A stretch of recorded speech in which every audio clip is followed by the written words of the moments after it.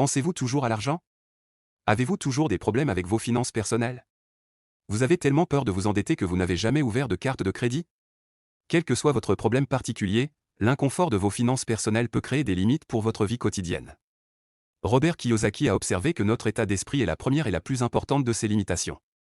C'est parce que nous nous mettons souvent à l'échec en nous disant des choses comme « je ne suis pas assez intelligent pour gérer l'argent » ou « c'est tout simplement trop déroutant, je n'arrive pas à le comprendre ». Nos expériences en matière d'éducation financière sont souvent au cœur de ces insécurités. Et malheureusement, l'éducation financière que la plupart des gens reçoivent est terriblement inadéquate, l'éducation traditionnelle comme l'école joue un rôle majeur dans ce problème.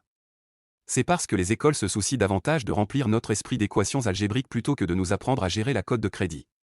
Dans cette vidéo, nous plongerons profondément dans The Summary of Rich Dad Poor Dad et les leçons que le père riche pensait Robert Kiyosaki à propos de la richesse afin que vous puissiez comprendre et l'appliquer à votre vie si vous voulez grandir et accumuler de la richesse.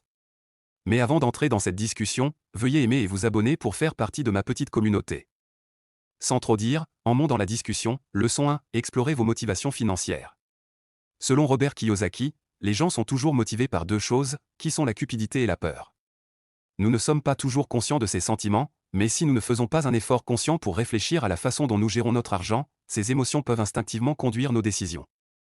Par exemple, supposons que vous veniez de commencer un nouvel emploi avec une augmentation de salaire massive. Ça a l'air génial, non?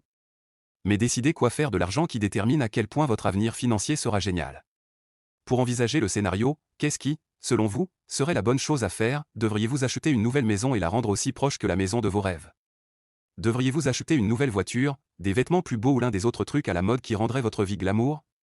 Ou devriez-vous investir dans quelque chose comme des actions et des obligations?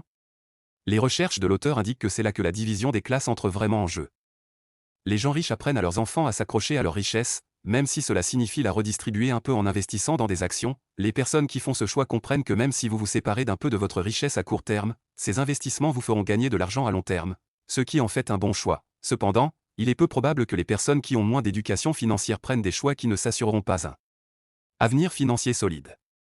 Bien que les parents riches enseignent à leurs enfants que les investissements sont une option très réelle et viable, d'autres personnes manquent de ce genre de confort avec les actions et les obligations. Pour les pauvres ou les classes moyennes, les actions semblent être une option mauvaise et irréaliste. Les personnes occupant ce poste pourraient ne pas en savoir beaucoup sur les investissements et, par conséquent, elles se sentent mal à l'aise avec le sujet. Ils craignent tellement les investissements qu'en raison de ces craintes, ils gardent leur argent en sécurité à la banque ou plutôt le dépensent pour des choses plus tangibles comme des biens et des voitures. Ces achats peuvent être flashy et cool. Ils peuvent sembler plus solides et plus sûrs parce que vous pouvez littéralement voir où va votre argent. Mais contrairement aux investissements, votre nouvelle maison ou votre nouvelle voiture ne vous fera jamais gagner de l'argent, en fait, il suit simplement votre nouvelle richesse juste sous vous. Et c'est pourquoi la clé à retenir de cette leçon est d'éviter de tomber en proie aux tentations courantes qui submergent les personnes financièrement ignorantes. Vos sentiments peuvent vous dire qu'une nouvelle maison est un meilleur achat, mais les sentiments peuvent mentir, donc, si vous voulez acquérir et maintenir votre patrimoine. Il est important d'identifier les facteurs émotionnels qui motivent votre relation avec l'argent, puis d'apprendre à les ignorer. Au lieu d'écouter vos sentiments, remplacez-les par des connaissances qui peuvent vous aider à prendre des décisions éclairées concernant vos finances. Leçon 2, voulez-vous vraiment devenir millionnaire? Si vous vous approchez de la personne moyenne dans la rue et que vous lui posiez cette question, à peu près tout le monde dirait « Oui, j'aimerais être millionnaire ». Selon Robert Kiyosaki, avoir une quantité excessive de richesse peut être plus problématique que vous ne le pensez. C'est parce qu'il est beaucoup plus facile de devenir millionnaire que de rester millionnaire. C'est aussi parce que nous avons tendance à voir $1 million comme si c'était une grosse affaire alors qu'en réalité, ce n'est pas le cas. Alors imaginons que vous ayez vraiment $1 million, vous en dépensez au moins la moitié pour une maison de luxe, vous dépensez plus pour une voiture de luxe, vous dépensez un peu plus pour des vêtements de marque pour correspondre à votre nouveau style de vie. Maintenant, une partie de votre somme infinie d'argent a disparu. Comment allez-vous effectuer le paiement de votre maison? Comment allez-vous payer vos voitures flashy, votre assurance ou vos réparations? Robert Kiyosaki a observé que les millionnaires autodidactes qui s'accrochent à leurs œufs de nid réussissent parce qu'ils ont considéré ces trous à l'avance et qu'ils ont planifié en conséquence. Je sais qu'il y a beaucoup de jeunes millionnaires et de célébrités autodidactes qui sont heureux de flasher de l'argent et de faire exploser leur argent en essayant de maintenir leur style de vie riche, mais ce sont les gens qui sont rapidement à court d'argent. Les millionnaires qui font peu d'achats coûteux et contrôlent soigneusement leur budget sont en mesure de conserver leur richesse pendant longtemps. En fait, les stratégies de pincement d'un sou qu'ils ont employées sont si accessibles qu'à peu près n'importe qui pourrait mettre en œuvre ces conseils pour devenir un millionnaire autodidacte.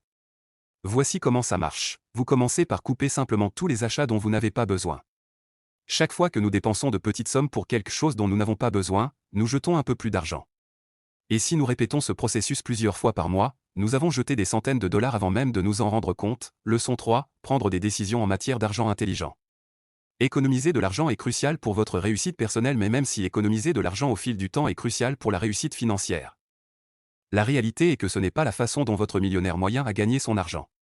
Au lieu de cela, la plupart des gens riches amassent leur fortune en investissant dans des actions. Nous allons plonger profondément dans ce sujet, mais d'abord, quelle est la différence entre un actif et un passif?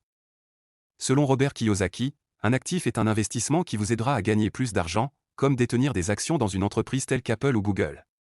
Un passif, d'autre part, est un investissement qui vous coûtera de l'argent, comme une Maserati flashy que vous ne pouvez probablement pas vous permettre. De même, une maison est souvent considérée comme un actif, mais c'est en fait un gros passif parce que vous y versez constamment de l'argent, que ce soit à cause de l'hypothèque ou à cause des réparations, des rénovations et de la décoration. Posséder votre propre maison est plus un puits d'argent que les gens ne le supposent. Donc, lorsque vous envisagez d'obtenir un investissement, votre maison ne devrait pas être une option si vous voulez vraiment gagner de l'argent sur l'investissement. Ce sont les 3 leçons que Rich Papa pensait à Robert. Si nous pouvons maîtriser cela efficacement, je crois que nous aurons un avenir prospère financièrement. Ce sera la fin de la vidéo. Veuillez aimer et vous abonner si vous aimez cette vidéo. Merci.